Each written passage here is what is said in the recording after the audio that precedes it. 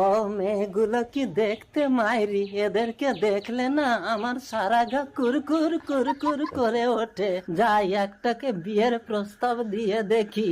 ও দাদু আমাকে ডাকছো? আমাকে বিয়ে করবে? বাবা না, মানে আমার ছেলের সাথে তোমার বিয়ের কথা বলছিলাম। ও আচ্ছা, তোমার ছেলের কথা বলছিলে। হ্যাঁ। ছেলেটা খুব হ্যান্ডসাম, বল নিতা।